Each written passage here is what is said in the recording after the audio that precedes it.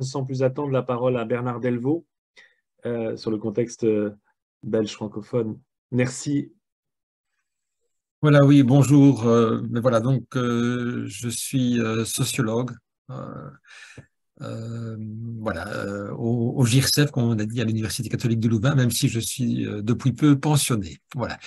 Donc peut-être en avant-garde euh, quelques informations sur les spécificités de la Fédération Wallonie-Bruxelles. Bon, que je pense beaucoup d'entre vous connaissent désormais. Mais donc, c'est un système d'enseignement communautarisé, avec donc 3 communautés qui sont autonomes pour l'organisation de leur enseignement respectif. Donc, la communauté flamande, la communauté francophone et la communauté germanophone. Et donc, ici, je ne parle que de la communauté francophone. Autre caractéristique essentielle en Belgique, c'est l'importance de l'enseignement privé subventionné, essentiellement catholique, qui vient d'une vieille histoire, d'une société donc historiquement pilarisée. Donc ces piliers confessionnels, non confessionnels subsistent en termes institutionnels et organisationnels, même si la société s'est largement déconfessionnalisée. Et puis, dernière chose, dernière petite précision, au niveau de la structure curriculaire, bon, on n'est pas très loin de ce que mon prédécesseur vient de présenter pour l'Italie. Donc, on a 2 niveaux d'enseignement, ce qu'on appelle le fondamental, avec 2 sous-niveaux, le maternel 3 ans. Bon, la dernière année est la seule à être obligatoire, d'ailleurs, depuis peu. On a ensuite 6 ans d'enseignement primaire. Donc ça constitue l'enseignement fondamental 9 ans. Et puis ensuite, on a un enseignement secondaire de 6 ans. Mais si vous voulez, il y a un décalage entre ce découpage en termes de niveau et la séquence tronc commun filière, puisque le tronc commun englobe également les 2 premières années du secondaire.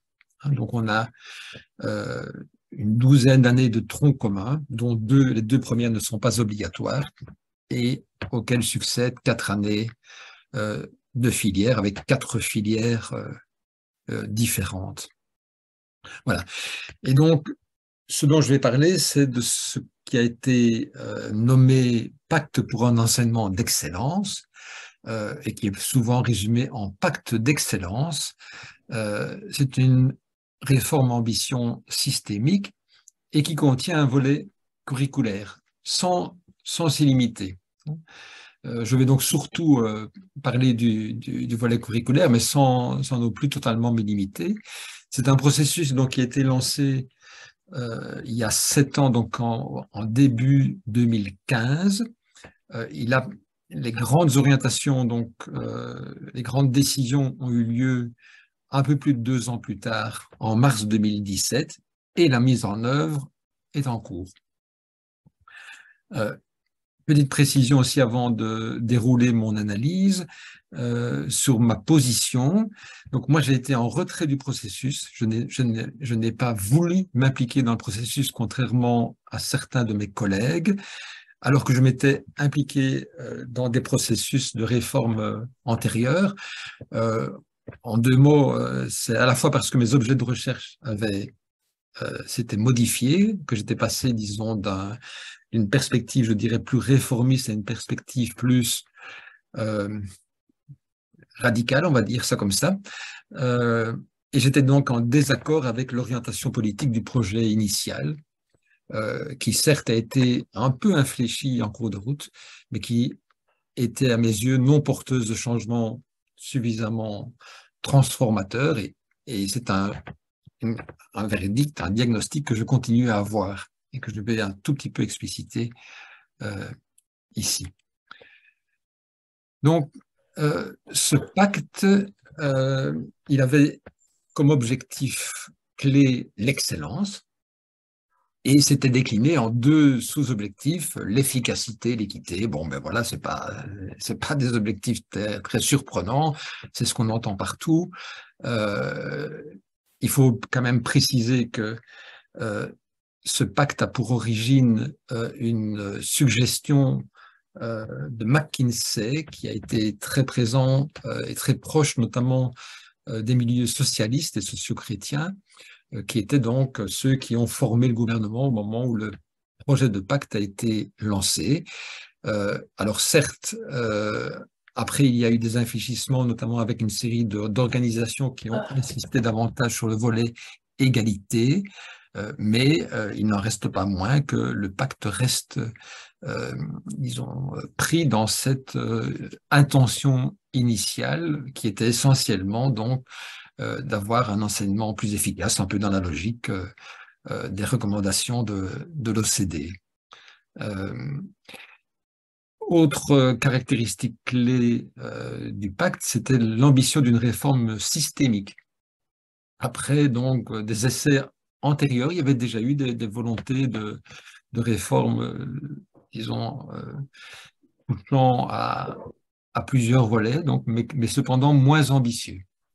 Si bien que, si vous voulez, le pacte a débouché sur 5 axes de travail, dont les 2 premiers étaient les plus importants. Donc un volet curriculaire qui a essentiellement, presque exclusivement porté sur le tronc commun, qui a été prolongé de 1 an pour aller jusqu'à 15 ans, et avec aussi une modification du contenu de ce curriculum.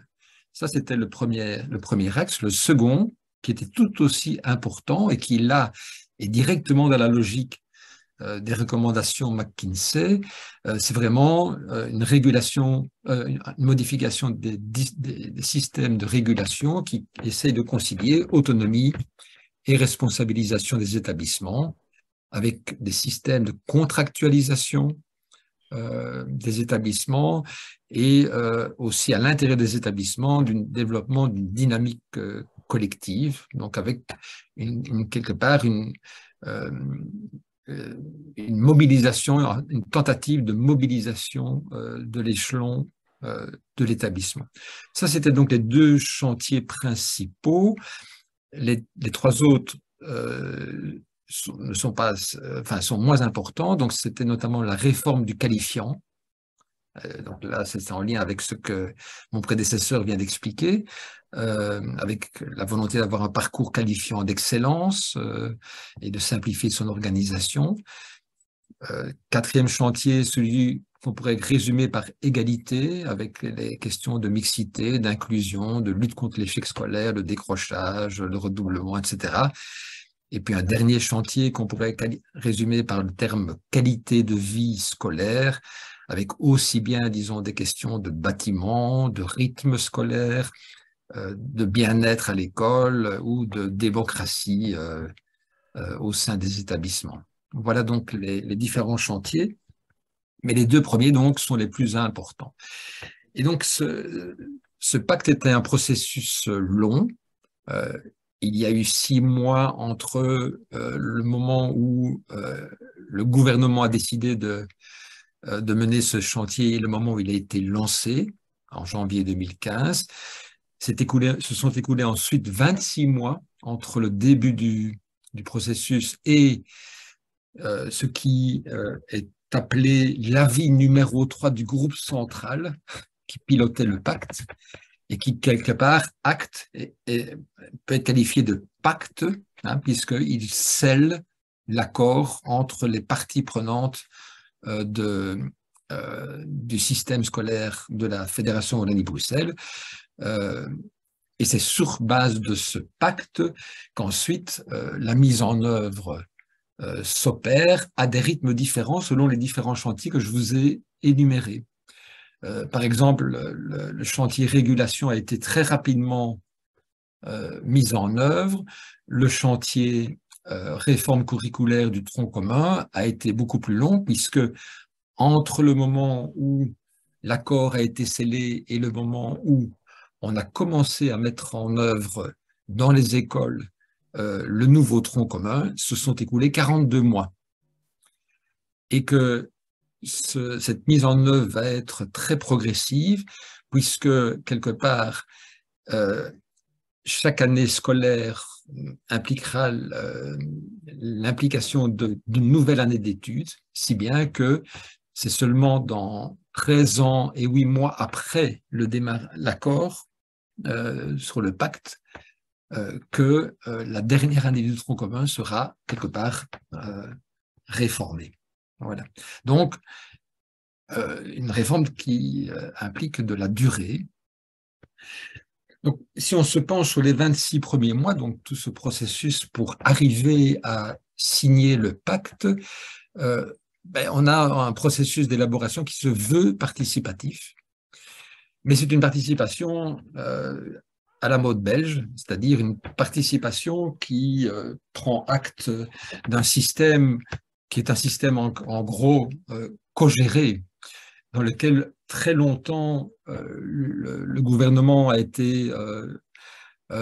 fait figure de notaire enregistrant et confirmant en quelque sorte les accords entre les grands acteurs que sont ce qu'on appelle chez nous les pouvoirs organisateurs, hein, qui sont donc mis en réseau, hein, puisqu'il y a le réseau catholique, le réseau libre non confessionnel, le réseau de l'enseignement des communes et des provinces, et puis le réseau de l'enseignement dit enseignement d'État. Hein.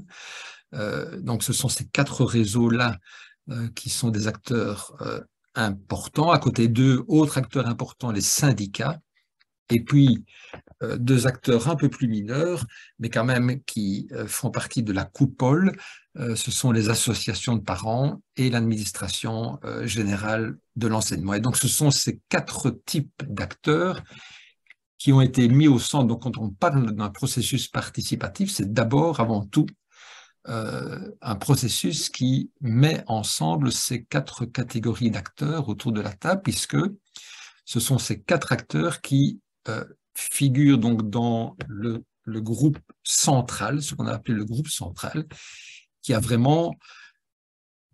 fonction de piloter le processus de débat, de discussion, de fixer la composition des groupes de travail et de rédiger l'accord final.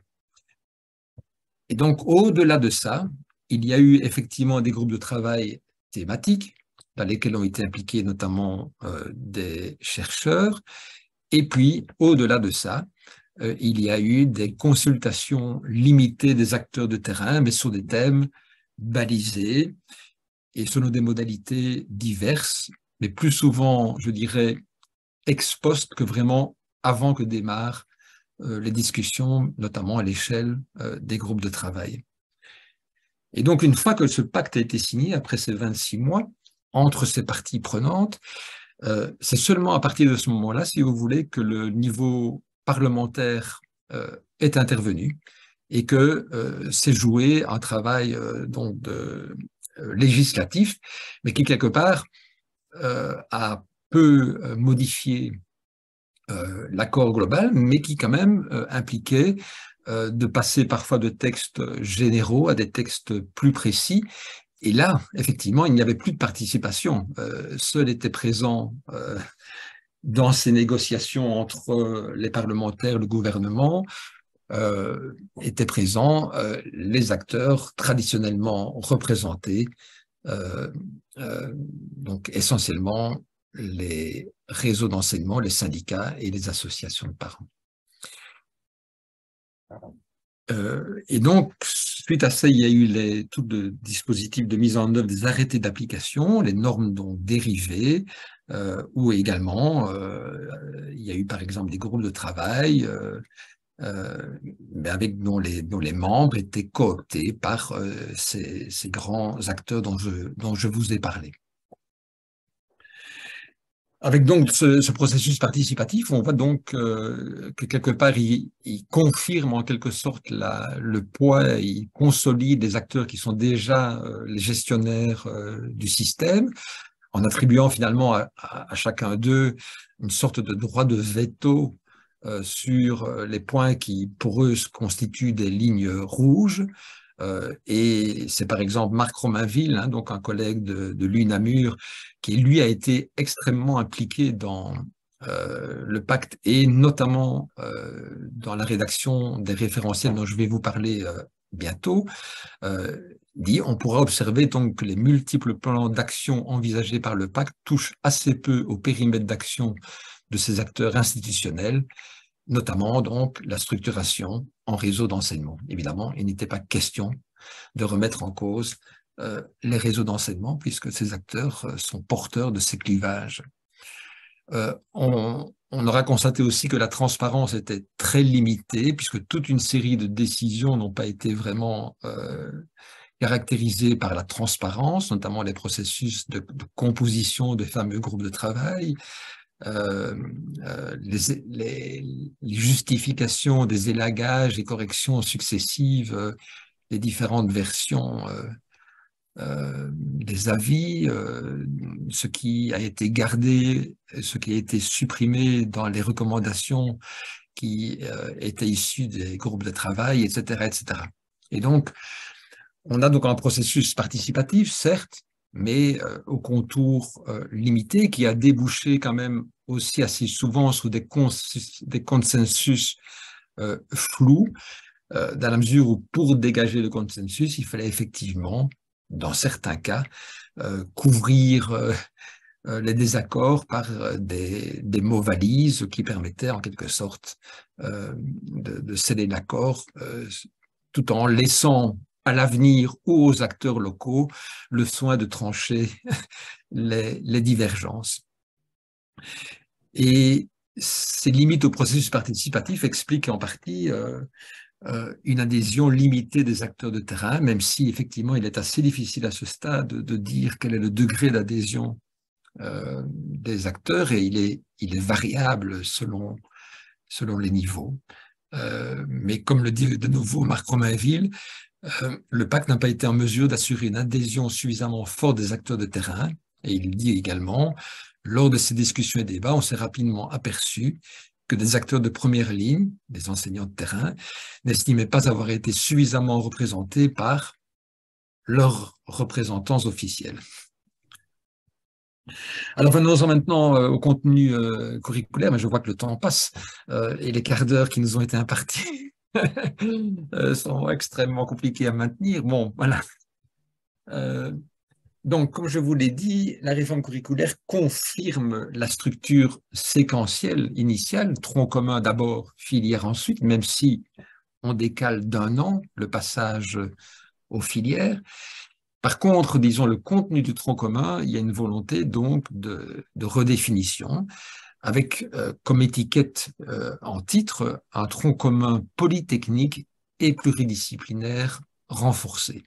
Donc, on veut, dit l'avis numéro 3, le fameux avis numéro 3, un tronc commun authentiquement polytechnique, dont les différents champs d'activité apparaissent idéalement aux yeux des élèves et de l'ensemble des acteurs comme d'égale valeur, afin d'éviter la recréation des mécanismes de hiérarchie entre filières. Et donc, on fait place, si vous voulez, dans le tronc commun à des matières qui étaient jusqu'alors pas ou peu présentes. On va donc essayer de faire en sorte que ce tronc commun ne soit pas en quelque sorte le reflet de ce qu'est ensuite la filière générale, donc la filière la plus noble. On essaye de faire en sorte que ce tronc commun soit relativement neutre par rapport à ce qui suit. Et donc, ce qui est notamment neuf dans le tronc commun, c'est notamment la place laissée aux arts et à la culture, de même qu'aux techniques et aux technologies. Et donc,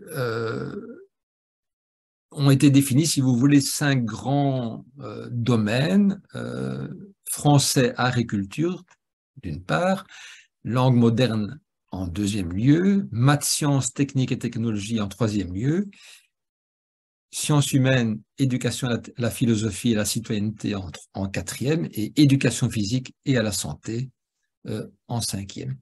Ce sont donc des ensembles. Donc, vous voyez, là, il y a une tentative, une volonté, l'expression d'une volonté de décloisonnement. Mais comme je l'ai dit tout à l'heure de manière informelle, on va revoir surgir une certaine dose de cloisonnement dès qu'on va passer à la mise en pratique.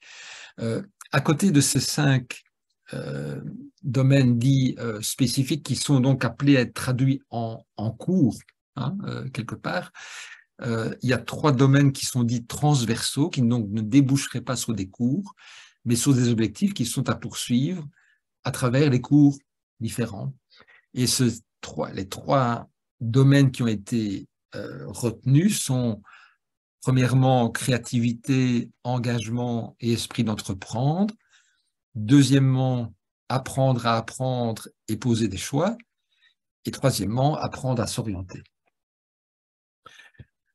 Alors, pour traduire tout ça, pour traduire ces intentions, puisque dans cet avis numéro 3, quelque part, il n'y a pas beaucoup de précisions sur tous ces objets. Il y a quelques précisions, mais on reste encore dans des définitions très, très, très, très larges.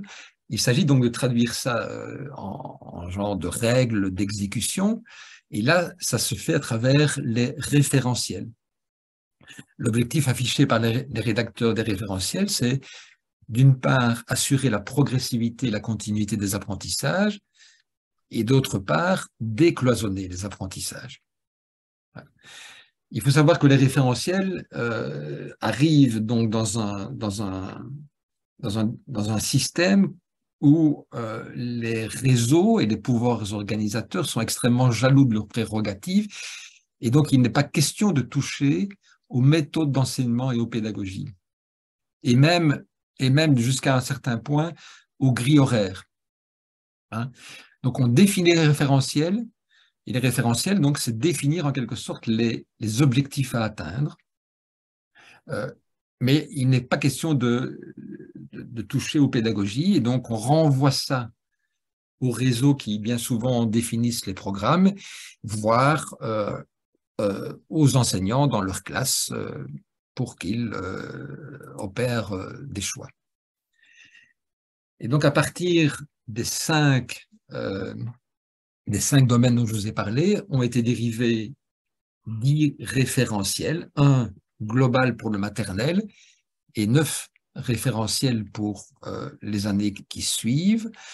Et là, on va donc réapparaître progressivement, puisque donc certains des grands domaines sont divisés en sous-domaines, et quand on rentre dans les référentiels eux-mêmes, dans chacun de ces référentiels, on voit que, par exemple, le référentiel sciences est divisé en biologie, physique, chimie. Alors, bien sûr, ça fait partie d'un même document, mais il n'empêche que les objectifs précis continuent à être déclinés. Alors, je vois que je dérape complètement. Bon, je vais essayer quand même d'être plus bref. Donc, ces référentiels, il est entendu qu'ils soient plus précis en termes de contenu et d'attendu, puisque les précédents référentiels étaient pointés comme particulièrement imprécis, dit l'avis numéro 3, donc dit le pacte. Ce que les référentiels donc définissent, c'est pour chaque discipline ou sous-discipline et pour chaque année d'études, il définit les savoir-faire et les compétences, ainsi que les attendus correspondants. Et puis, ce qu'ils définissent également, c'est la manière dont ces différentes disciplines ou ces disciplines sont croisées avec les autres référentiels. Pour ce qui concerne les domaines transversaux, là, on ne distingue pas selon les années d'études, on définit les différentes visées et on donne des exemples de contenu et d'attendus. Donc, sur les premiers types de référentiels, on est extrêmement précis. Sur les domaines transversaux, on est beaucoup plus imprécis, puisqu'il n'y a pas vraiment de découpage par année d'études et pas une définition extrêmement précise des attendus. Alors, je vais essayer maintenant d'arriver aux effets de la réforme. Évidemment, il est trop tôt pour faire un bilan de ce volet curriculaire, puisqu'il n'a débuté qu'en 2020-2021 dans l'enseignement maternel, et seulement cette année-ci dans les 2 premières années primaires. Alors, quatre réflexions. Durabilité du processus. Oui, donc le processus de décision a abouti et la mise en œuvre a été poursuivie et est poursuivie malgré le changement de coalition, y compris l'intégration dans le gouvernement d'un des partis qui est extrêmement virulent par rapport au pacte. Donc, durabilité de cette réforme, oui. Quant à son caractère systémique, il y a évidemment une ampleur indiscutable des réformes. On pourrait même dire qu'au risque du submergement, parce qu'on travaille sur différents plans, curriculum, régulation, les rythmes scolaires récemment, etc. etc. Mais ça n'assure pas nécessairement encore une cohérence du fait, d'une part, des accords qui, je vous l'ai dit, ont été parfois imprécis, mais aussi du fait du manque d'approfondissement vraiment du projet de société auquel est reliée cette réforme. Ce qui fait que apparaissent, si vous voulez, réapparaissent en quelque sorte par la bande des logiques divergentes. Hein. On pourra détailler ça dans la discussion.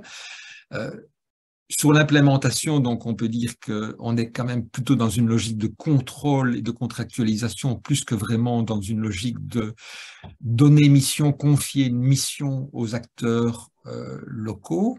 Et sur le dernier point, c'est sur là-dessus que je voudrais quand même insister, parce que personnellement, c'est le point qui, pour moi, me pose le plus de problèmes.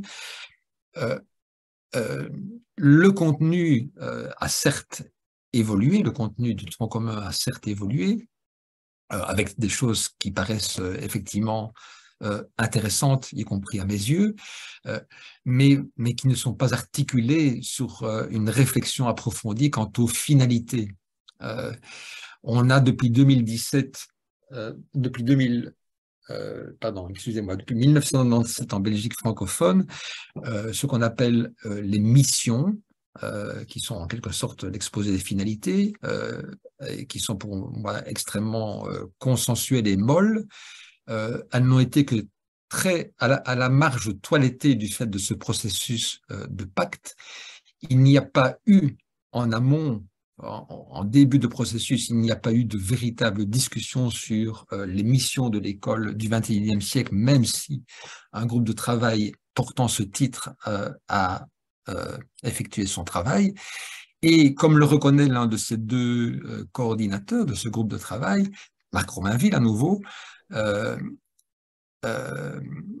donc c'est d'ailleurs donc il reconnaît quelque part que le côté politique n'a pas été assumé, le côté politique de la réforme n'a pas été assumé, puisque au-delà des considérations techniques et pédagogiques, il y a un registre de finalité des valeurs, et dit-il, c'est d'ailleurs de ce registre que les tensions les plus importantes sont nées, mais sans le reconnaître vraiment, et donc sans trop de débat public à propos de ces finalités et valeurs.